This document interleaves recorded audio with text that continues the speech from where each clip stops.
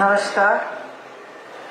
विश्व पुस्तक मेला के अंतर्गत लेखक मंच पर अश्रुपूर्वा संस्था, जिसकी संस्थापिका सांत्वना जी हमारे बीच में है। डॉक्टर सांत्वना को पहले तो बहुत बहुत बधाई कि ऐसी सांत्वना को जब जब समाज देखता है तब तब उसका विश्वास बढ़ता है। सम्मानित मंच के अध्यक्ष राजेश्वर वशिष्ठ जी, मंच पर अभी जिनका हमने उद्बोधन सुना प्रोफेसर इला घोष, मंच पर ही उपस्थित युवा शिक्षिका, युवा कर्मठ और निष्ठा को के साथ आगे बढ़ती हुई लेखिका डॉक्टर ज्योति शर्मा, पत्रकार सुश्री मीना, कार्यक्रम का संचालन कर रही लिली और मेरे सामने बैठे हुए एक एक व्यक्ति को मैं सादर नमन करती हूँ, क्योंकि चर्चा का विषय है वैदिक युग से आधुनिक युग तक। इस चर्चा में जब अश्रुपूर्वा की संस्थापिका सांत्वना जी चर्चा को आयोजित करवाती हैं तो मंच पर सभी महिलाओं के बीच में राजेश्वर जी को अध्यक्षता देकर उदारता का परिचय देती है। इसके लिए भी आपको बहुत बहुत बधाई। ये स्त्री का चरित्र है। अभी प्रोफेसर इला घोष को हमने सुना, जिन्होंने बहुत अच्छे उदाहरण देकर हमारे सामने पूरा ऐतिहासिक परिवेश रख दिया।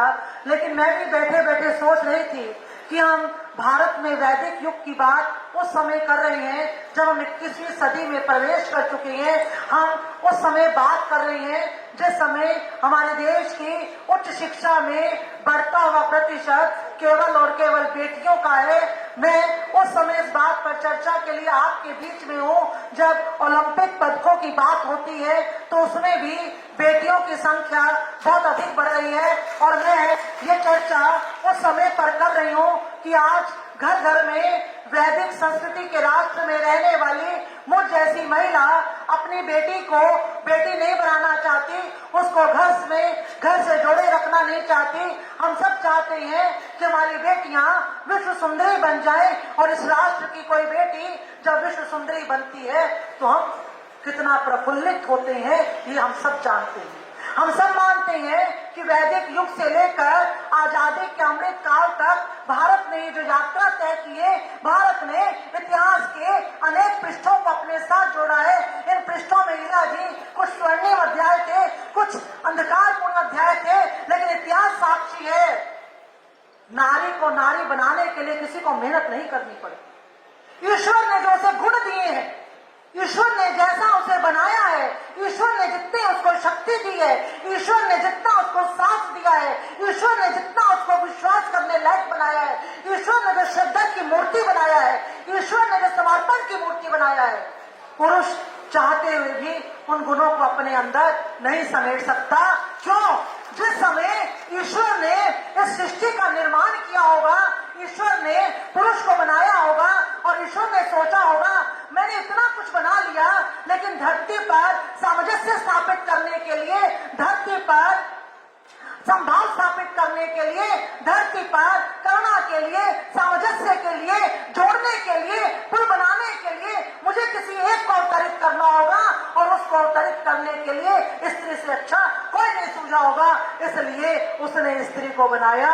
और स्त्री, आधुनिक भारत की जो स्त्री अपने आप के लिए अपने आप को आधा भाग कहती है, आधी आबादी कहती है, और मेरा मानना है वैदिक काल ने तो स्त्री को अर्धांगिनी क्या, आधा भाग क्या, आधी आबादी क्या, उसको घर समाज राष्ट्र की सर्वांगिनी बनाया।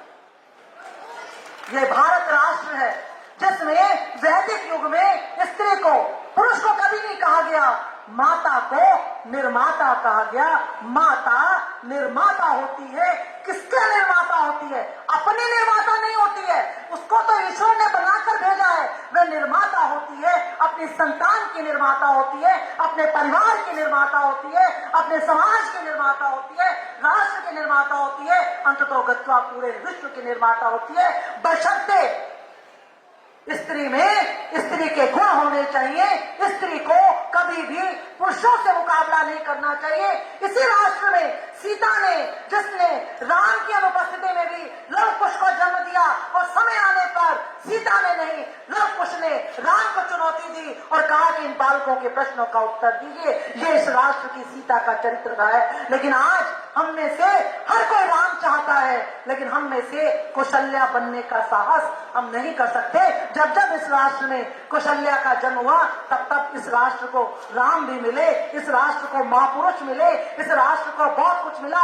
लेकिन प्रश्न यहाँ ये उत्पन्न होता है कि जब हम समर्पण की बात करते हैं, जब हम वैदिक काल से लेकर हम आधुनिक काल की पूरी यात्रा देखते हैं, हम मानते हैं गार्गी मैत्री का राष्ट्र है, हम मानते हैं इस राष्ट्र में वैदिक युग में बहुत अच्छा समय रहा होगा, वैदिक युग में स्त्री को बहुत से अधिकार प्राप्त थे, जिस समय मध्यकाल के समय स्त्री का जो भी स्थिति रही हो, लेकिन उसके बावजूद भी इलाजी चूल्हे के आसपास, चूल्हे के धुएं के इर्द गिर्द बैठी हुई स्त्री जिस समय शाम, सुबह से लेकर शाम तक अपने घर के अंदर घूंघट में रहती थी, सुबह से शाम तक चूल्हे के आसपास बैठी रहती थी, तपती गर्मी में झुलसती थी। शाम के समय जब उसके घर के परिवार के सदस्य उसके घर के अंदर आते थे, रसोई जमती थी, सुबह से शाम तक घर की चक्की में पीसती हुई स्त्री शाम को चपाती बनाती थी, चूल्हे के आगे बैठती थी, गरम गरम चपाती खिलाती थी, और जब उसके परिवार के सदस्य खाते थे, मुझे लगता है वो अद्भुत सुख को प्राप्त करती थी।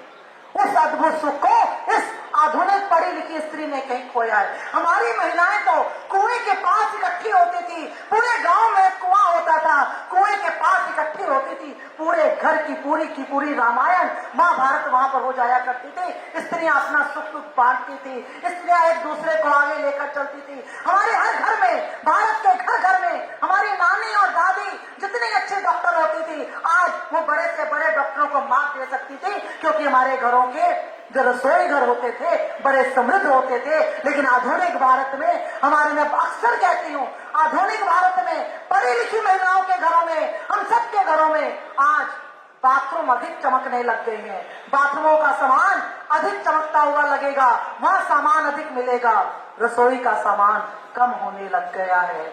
रसोई में पूरे विश्व बाजार ने प्रवेश कर लिया है। जब जिस घर में जहां पर रसोई की महारानी स्त्री होती है, उस स्त्री का साम्राज्य होता है उस घर में, और जिस स्त्री की रसोई उसके हाथ में नहीं होती, वह स्त्री लाख पढ़ी लिखी होने के बावजूद भी उस स्त्री से अभागा कोई नहीं हो सकता।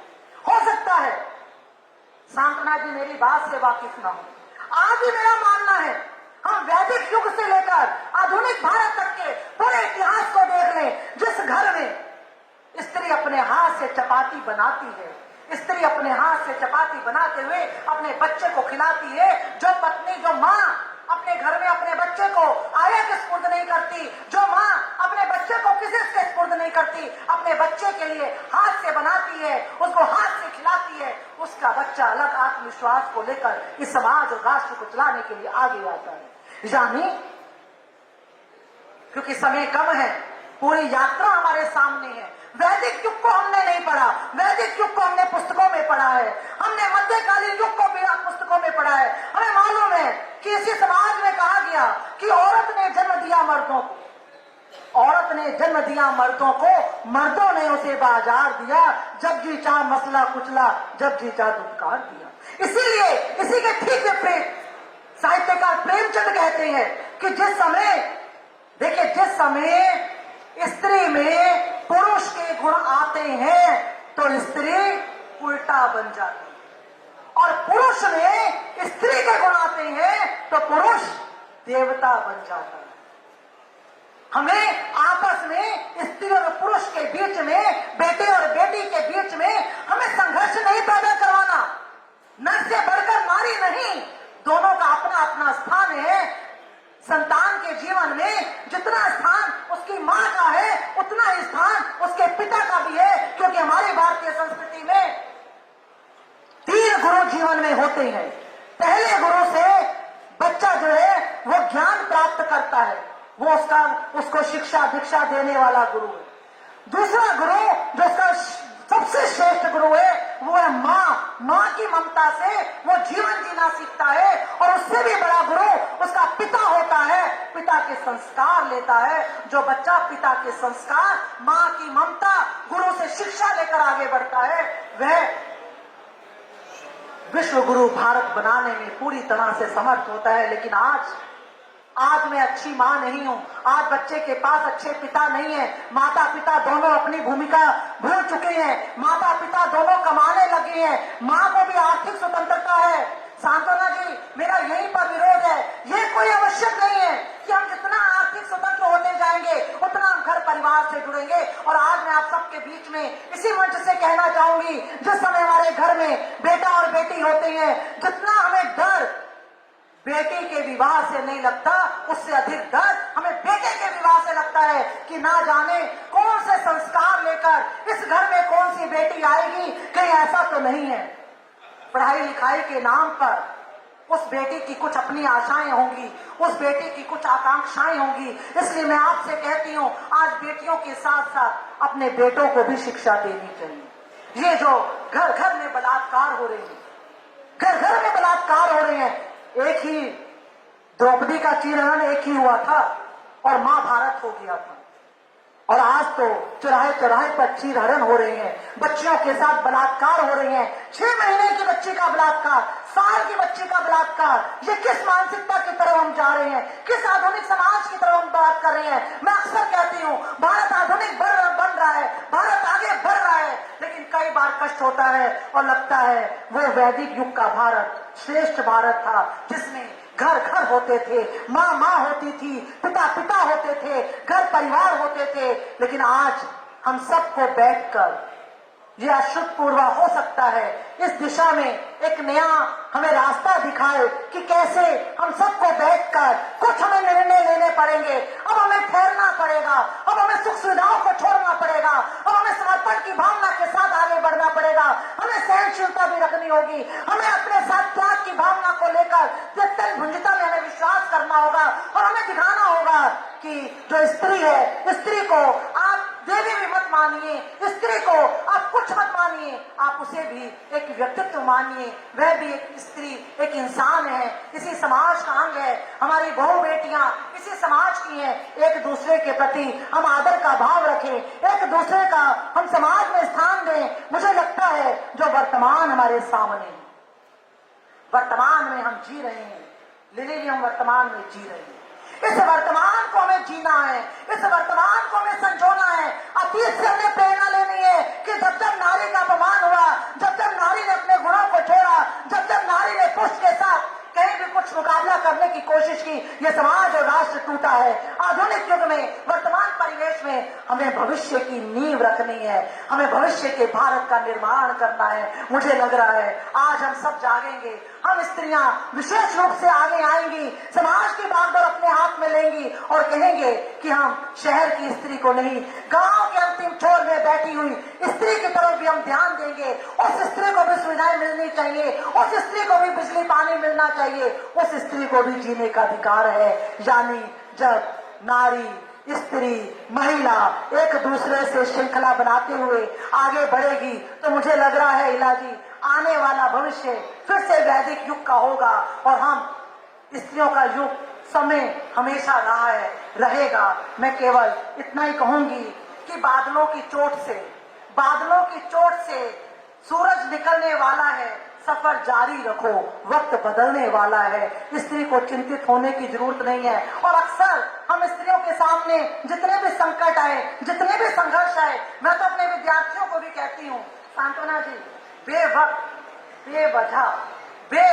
बेवजह बेहिसाब मुस्कुरा देती हूँ। स्त्री होने के नाते अपने आधे दुश्मनों को तो मैं यूं ही हरा देती हूँ। बहुत बहुत धन्यवाद, सादर नमस्कार। मुस्कुराते हुए अपने दुश्मन को हरा देने वाली बात मैम ने जो कही है, मैं उसका पूरा समर्थन करती हूँ। और मैं अधिक समय ना व्यर्थ करते हुए मंच पर आमंत्रित करना चाहूंगी डॉक्टर ज्योति शर्मा जी को। ज्योति जी, आपका स्वागत है।